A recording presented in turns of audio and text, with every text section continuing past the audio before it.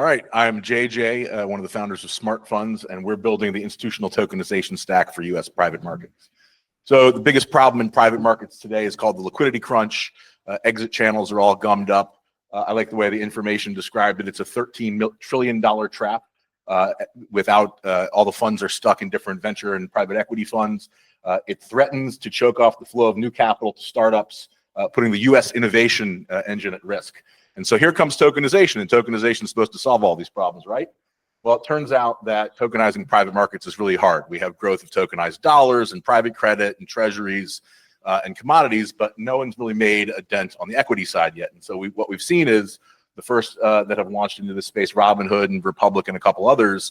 What you see is that they're generally going through either offshore loopholes or chasing retail markets, but nothing that would be appropriate for institutional markets that can actually solve this $13 trillion liquidity crunch. Well, that's sort of working.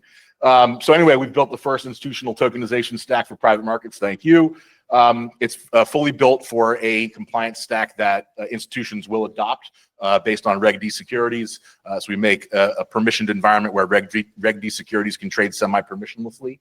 And it's all based on, we have a natively tokenized SPV. It's just like any other SPV, except the back office is automated by smart contracts and the cap table is natively tokenized. What that means is we've now put a Reg D security on chain as a token, of course, permissioned.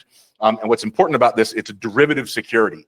That means that we are actually creating what's legally analogous to an LP interest in a fund. And so intentionally, we are not trading the underlying security itself, but creating this new derivative security.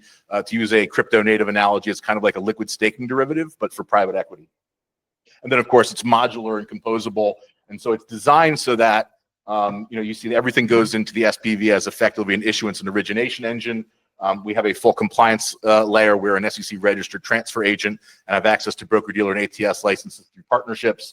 And that's what enables us to build this modular and compliant on-chain private equity ecosystem.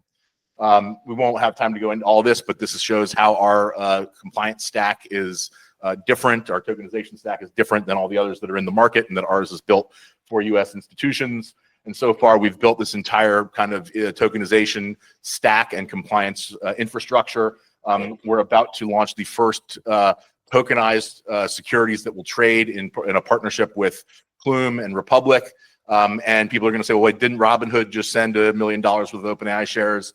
No, they sent a derivative, a synthetic debt instrument, and it wasn't a trade; it was just a send, because they don't actually have this infrastructure in place. So we'd be the first to actually tokenize private equity and have it transact.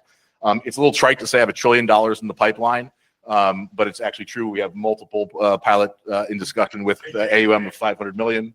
Time, but judges may allow you at their discretion to continue.